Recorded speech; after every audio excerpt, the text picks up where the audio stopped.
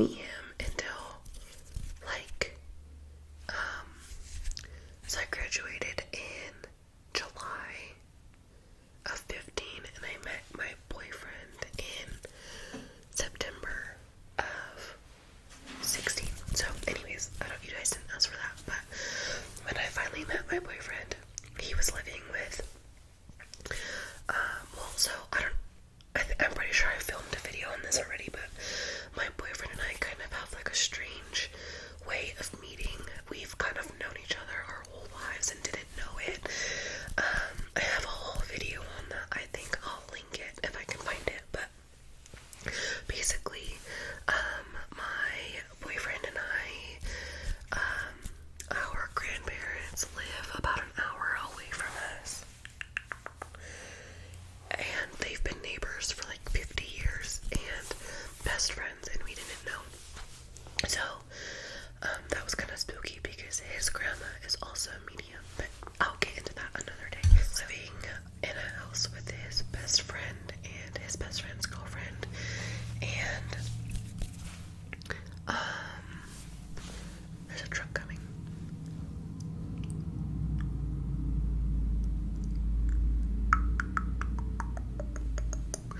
And it was like a pretty newer house, I think. It was nice. And there was like this one spot in the floor that if you like stepped on it, it would creak. And I don't think so. One night, back then, my boyfriend was working at like a warehouse because it was winter, so there was no wildfires, so he was not working. But anyways, so he was working in this warehouse, and he had to be there super early in the morning. So we were going to bed at like 6:37ish, and his roommate and his girlfriend weren't home. And the way like our room was like, so our room is here, and then right on this side is like a door, and then the washroom, and then another door, and then the garage. And so like we always heard people come in and out of there because it's like right outside our door. And then the hallway like was right in front of our door, so we always heard that creak whenever someone like walked up and down it. And I remember his roommate and his friend weren't home, or his roommate and his girlfriend weren't home, and no one else lived there. And we were in bed, and my boyfriend was sound asleep. It was probably like 9 o'clock, and I heard the creak, like someone was like walking up and down the hallway. And I was like, that's weird, like maybe his friend came home, maybe it's his girlfriend. Like, I didn't hear them come in, but I also wasn't listening for it, you know. And then like, so I was just like laying there on my phone because I didn't go to bed that early. I couldn't, you know. And so I was like, God, what the heck? So then I was like on my phone or whatever, and then maybe like an hour or so later, I heard them come home, and it like really freaked me out because that told me that they weren't home when I heard the creak. And I asked them the next day about it, and they were like, no, that wasn't us. So I don't know if that was like something in that house, or if that was something that I like brought there, but that was really spooky. Forward to 2018, my boyfriend and I moved into a beautiful house that we were just renting, because we left there and moved into like our own place because our relationship was getting more serious. I'm so sorry if Theodore's in here with me. And so we were living in this beautiful house that really reminded me of a Paranormal Activity house, you know, from those movies. And I loved this house. And our friend now, the one that we like went to Florida with, like my boyfriend's best friend, he used to live in this neighborhood like forever ago, and he was telling me that the house that we moved into had like a really dark past, and the cops were like always there, and there was like just like always something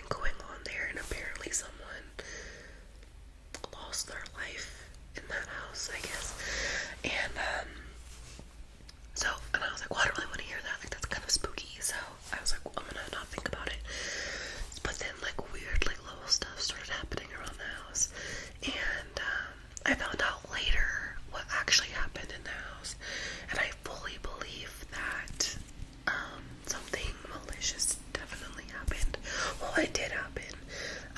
But I fully believe that because of that, there was like malicious activity in that. So there was malicious activity there. And I fully believe that this is where like our like malicious activity came from. Because I went to the town archives and like pulled these records from like forever ago. Because I was curious because of the stuff that kept happening there. But so our entire house was like hardwood floor. And all the carpet got ripped out back then because of what had happened. I'm sure you can put two and two together, but and I live in Nevada. Realtors do not have to disclose if there was a death in the house. So the more you know. But so we didn't know this moving in. But so I would be upstairs and I would hear stuff downstairs all the time. Like knocking or like footsteps or talking. And in the summer I'm home alone a lot because my boyfriend's gone because there's fires. So I would always hear stuff down there and I knew that it wasn't him and it wasn't the TV. And we had an alarm system that would say like front door open, back door open, window open. And I would like hear that in the middle of the night, but those things wouldn't be open. The most common one was the garage door. It would never be open. It would say that it was. Our bedroom upstairs was right above the garage, and the garage had a side door that went into the backyard, and that door was right underneath our master bathroom. And I remember one day I was in there getting ready for work. It was probably like 7 o'clock in the morning, and that door slammed shut, like slammed, like the whole house shook. And then the alarm was like back door open, and I was like scared the bejesus out of me. But again, there was nobody there. So I think I've talked about this before in a video, but the most like bone chilling thing that ever happened to me in that house, there was actually two things. It was Thanksgiving 18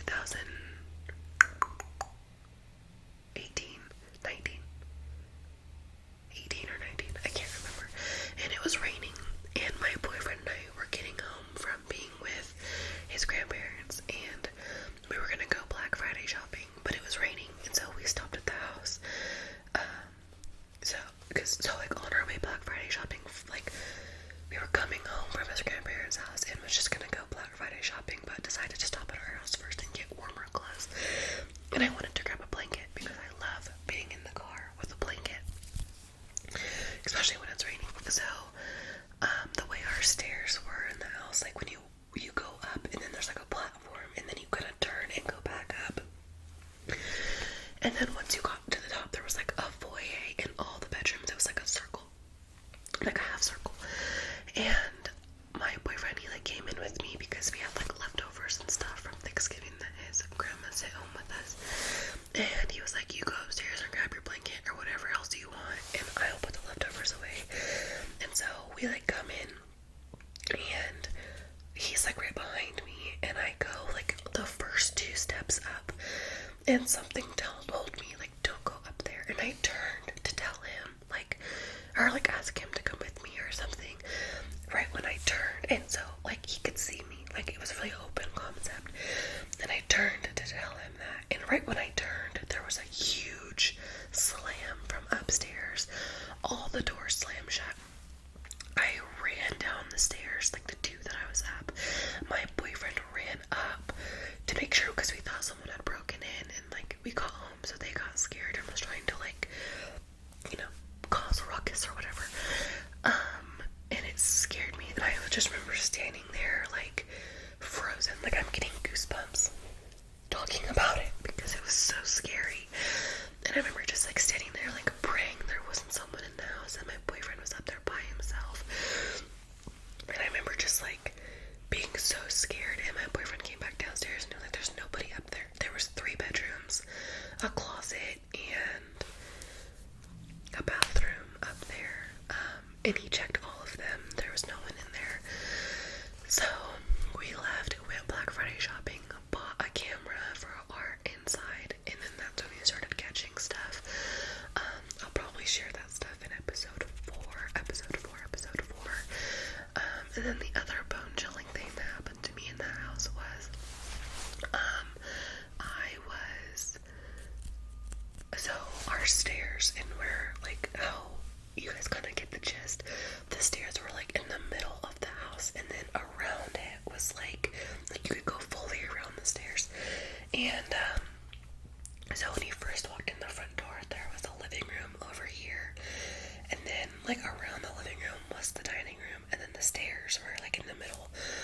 side of the dining room was the kitchen.